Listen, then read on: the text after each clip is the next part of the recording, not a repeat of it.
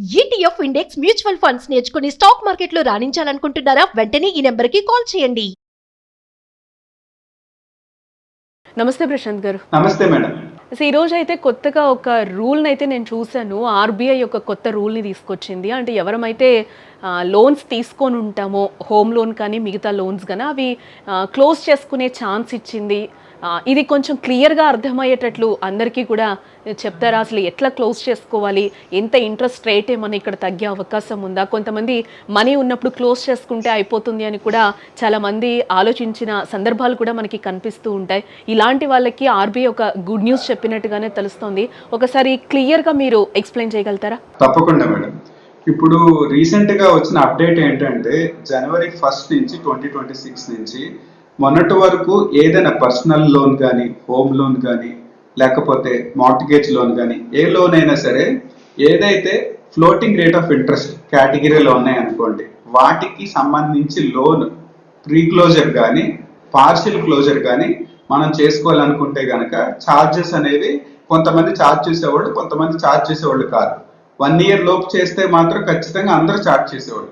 దాన్ని ఏం చేసిందంటే ఆర్బీఐ ఇప్పుడు కస్టమర్ తీసుకున్న లోన్ కి అతని దగ్గర డబ్బులు అందుబాటులో ఉన్నప్పుడు అతను మంత్లీ కట్టుకోవాల్సిన అవసరం లేదు, నాకు నేను మొత్తం తీర్చుకుంటాను అన్నప్పుడు దానికి మీరు పెనాల్టీ ఎందుకు ఛార్జ్ చేస్తారు? అది చేయడం కరెక్ట్ కాదు. కస్టమర్ కి అవకాశం ఉన్నప్పుడు అతను క్లోజ్ చేసుకోవడానికి మీరు అవకాశం అనేది ఖచ్చితంగా ఇవ్వాలి, దాని మీద ఏ ఛార్జెస్ చేయకూడదు అని చెప్పి ఆర్బీఐ రూల్ అనేది పాస్ చేసిందండి.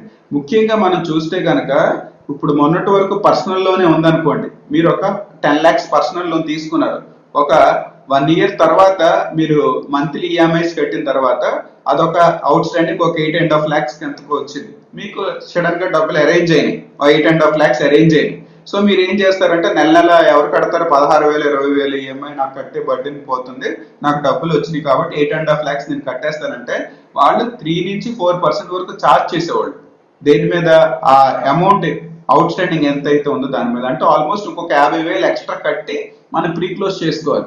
ఆల్రెడీ నెల నెల ఇంట్రెస్ట్ కట్టి ఎంతవరకు ఇంట్రెస్ట్ పే చేసిన తర్వాత కూడా ఇప్పుడు ఉన్న అవుట్ స్టాండింగ్ మొత్తం క్లియర్ చేస్తానంటే ఎందుకు నాకు ఇలా ఛార్జ్ చేస్తారని చెప్పి చాలా మంది రేస్ చేశారు క్వశ్చన్స్. అందువల్ల ఆర్బీఐ ఈ వెసులుబాటు ఇచ్చి ఏం చేసిందంటే ఆ 50,000 కాదు కదా, ₹1 కూడా ఛార్జ్ చేయకుండా ఎంత అవుట్ స్టాండింగ్ అయితే ఉందో అది మొత్తం మనం పే చేసి క్లియర్ చేసుకోవచ్చు. అలాగే ఇంకొక ఆప్షన్ ఏంటంటే పార్షియల్ చేస్తారు. కొంతమంది ఏంటంటే 8.5 లక్షలు లేవు కానీ 4 లక్షలు వచ్చినాయి, నాకు త్వరగా తీరిపోవాలంటే నేను ఇంకొక 42 నెలలు నేను కట్టలేను, అట్లీస్ట్ ఒక 2 years అయినా తగ్గాలి అనుకుంటే నేను ఏం చేయాలంటే ఇప్పుడు ఒక 4 lakhs అరేంజ్ అయింది అతనికి, 8.5 lakhs లో 4 lakhs కట్టేస్తే ఇంకా 4.5 lakhs ఉంటుంది. నార్మల్ గా అయితే ఒక 42 months ఎంత అవుట్ స్టాండింగ్ ఉండేది కాస్తే ఒక 20 months వరకు తగ్గిపోతుంది అనమాట. అంటే ఒక 2 years లో క్లియర్ అయిపోతుంది. అలాగా మనం పే చేసిన దాన్ని బట్టి అది అడ్జస్ట్ అయ్యి ఒకవేళ మంత్లీ కట్టే తగ్గించాలనుకుంటే తగ్గిస్తారు, లేదా టెన్యూర్ తగ్గించుకుంటే టెన్యూర్ తగ్గిస్తారు, డిపెండింగ్ అపాన్ ద బ్యాంక్. ఇక్కడ ఒక డౌట్ నాకు. యాక్చువల్గా ఇప్పుడు మీరు ప్రీ క్లోజర్ అన్నారు కదా, టోటల్గా ఇప్పుడు మనకి అవుట్ స్టాండింగ్ ఒక 10 lakhs ఉందనుకుందాం ఫర్ ఎగ్జాంపుల్, దానికి రేట్ ఆఫ్ ఇంట్రెస్ట్ ఒక 8% ఉంది అని అనుకుందాం. ఇప్పుడు మనం క్లోజ్ చేసేసుకుంటున్నాం ఆ 10 lakhs అనేది. ఇక్కడ మనకి ఏదైతే మనకి టెన్యూర్ ఉందో ఒక మీరు చెప్పినట్టు ఒక 40 months అని అనుకుందాం, అప్పటి వరకు ఇంట్రెస్ట్ ఏదైతే ఉంటుందో 8% ఇంట్రెస్ట్, అదేమన్నా మనకి తగ్గే అవకాశం ఉందా? క్లోజ్ చేసుకునేటప్పుడు కూడా ఆ 8% ఇంట్రెస్ట్ ఏదైతే ఉందో దాంతో కలిపే మనం అది క్లోజ్ చేయాలా? ఇప్పుడు 8% రేట్ ఆఫ్ ఇంట్రెస్ట్ లెక్కన నార్మల్ గా మనకి 5 years టెన్యూర్ పెడితే 5 years కి క్యాలిక్యులేట్ అయిపోయి ఈఎంఐ కింద కన్వర్ట్ అయిపోతుందండి. ఓకే, ఇప్పుడు ఒక 12 months పే చేసిన తర్వాత మనం ప్రీ క్లోజర్ చేసుకుందాం అనుకున్నప్పుడు ఆ 8% రేట్ ఆఫ్ ఇంట్రెస్ట్ లో 12 months కట్ అయ్యింది. ఇప్పుడు మనం ప్రీ క్లోజ్ చేసుకున్నప్పుడు ఇంకా నార్మల్ గా నెక్స్ట్ అవుట్ స్టాండింగ్ మంత్స్ ఏవైతే ఉందో, ఎంతైతే ఇంట్రెస్ట్ పడిందో అది మనకు సంబంధం లేదు, ఎందుకంటే మనం అవుట్ స్టాండింగ్ మొత్తం క్లియర్ చేసేస్తున్నాం. మనం తీసుకున్న ఒకవేళ 10 lakhs తీసుకున్నాం, అవుట్ స్టాండింగ్ 8 lakhs ఉంది, ఆ 2 lakhs మనం ఇంట్రెస్ట్ ప్లస్ ప్రిన్సిపల్ తో కలిపి మనం అక్కడ కట్టాం కాబట్టి ఓన్లీ అవుట్ స్టాండింగ్ 8 lakhs ఎంత అయితే ఉందో దానికి సంబంధించి ఇంకా ఇంట్రెస్ట్ ఏం పడదు, మొత్తం మనం క్లియర్ చేసి క్లోజ్ చేసేయచ్చు. సో మనకి 8% ఉన్నా 10% ఉన్నా మనకు సంబంధం లేదు.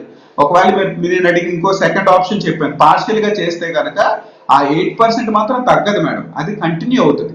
8% ఉంటుంది, కాకపోతే ఏంటంటే ఆ రిమైనింగ్ బ్యాలెన్స్ మీద క్యాలిక్యులేట్ అయ్యి నెక్స్ట్ కాన్సిక్వెంట్ గా ఎన్ని మంత్స్ అయితే అది అడ్జస్ట్ అయిందో అన్ని మంత్స్ అది క్యాలిక్యులేట్ అయ్యి అడ్జస్ట్ అవుతుంది అనమాట. అంటే ముందే మనకి ఏదైతే రేట్ ఆఫ్ ఇంట్రెస్ట్ ఉంటుందో అది ఫిక్స్ అయ్యి ఉంటుంది కాబట్టి అది ఎంతైతే మనకి అవుట్ స్టాండింగ్ ఉందో అది చేసుకోవాలి, అంతే తప్పితే ఇక్కడ మనకి ఏమి మధ్యలో ఇంట్రెస్ట్ తగ్గడం అలాంటివి ఏమి ఉండవు. అంటే ముందు క్లోజ్ చేసేసుకుంటున్నాం కాబట్టి ఇంకా మనకి ఒక 40 months ఉంది, ముందే క్లోజ్ చేస్తున్నామని అనుకోండి, అయినా మనకి రేట్ ఆఫ్ ఇంట్రెస్ట్ ఏం తగ్గదు, ఏదైతే అవుట్ స్టాండింగ్ ఉందో అది కట్టుకోవాలి, అంతేనా? చాలా మంచి క్వశ్చన్ అడిగారు మేడం. ఇప్పుడు ఏమైందంటే మీకు నేను ఒక విషయం చెప్పాను, ఫ్లోటింగ్ రేట్ ఆఫ్ ఇంట్రెస్ట్ అని చెప్పాను, ఫిక్స్డ్ రేట్ ఆఫ్ ఇంట్రెస్ట్ అని చెప్పాను.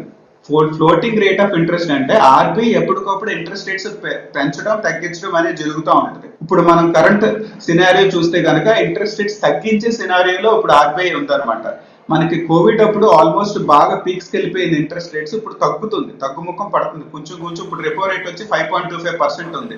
ఇప్పుడు మొన్నటి వరకు 6% ఉండేది. 6% ఉన్నప్పుడు రేట్ ఆఫ్ ఇంట్రెస్ట్ 9% ఉండేది. పర్సనల్ లోన్ కానీ లేకపోతే హోమ్ లోన్ కానీ ఏదైనా 8% అలా ఉండేది. ఇప్పుడు 5.25 నుంచి 5% అయింది అనుకోండి, అదొక 50 pips తగ్గిద్ది అక్కడ. అలాగా 6% కూడా వచ్చే అవకాశం ఉంటుంది రెపో రేట్ 4%కి వెళ్ళిందంటే. కాబట్టి ఎప్పుడైతే ఫ్లోటింగ్ రేట్ ఆఫ్ ఇంట్రెస్ట్ పెడతామో అప్పుడు మనకి అడ్వాంటేజ్ ఉంటుంది. మీరు అడిగినట్టు ఇంట్రెస్ట్ రేట్ తగ్గిద్ది, కానీ యాక్చువల్గా ఈ floating rate of interest rate అనేది పర్సనల్ లోన్ కి వర్తించదు. పర్సనల్ లోన్ ఎప్పుడు ఫిక్స్డ్ రేట్ ఆఫ్ ఇంట్రెస్ట్ లోనే ఉంటుంది, కానీ హోమ్ లోన్ ఉంటుంది కదా, అది ఖచ్చితంగా ఫ్లోటింగ్ రేట్ ఆఫ్ ఇంట్రెస్ట్ అనేది ఆఫ్ చేయాలి ఎవరైనా సరే. అప్పుడు మనకు తగ్గుతున్న ఇంట్రెస్ట్ రేట్ ఏదైతే ఉన్నదో మనం ప్రీ క్లోజర్ చేసిన తర్వాత ఒకవేళ రేట్ ఆఫ్ ఇంట్రెస్ట్ కూడా తగ్గింది అనుకోండి, మార్కెట్ లో 8% గా 7.5 వస్తుంది, ఇంకా తగ్గితే 7% కూడా వస్తుంది అనమాట. అలాగా ఆ అవకాశం అనేది హోమ్ లోన్ కి మాత్రమే ఉంది, కానీ పర్సనల్ లోన్ పర్సనల్ లోన్ కి కానీ బిజినెస్ లోన్ కి కానీ మాత్రం fixed rate of interest mostly provide చేస్తారు, ఎవరు ఫ్లోటింగ్ పెట్టరు.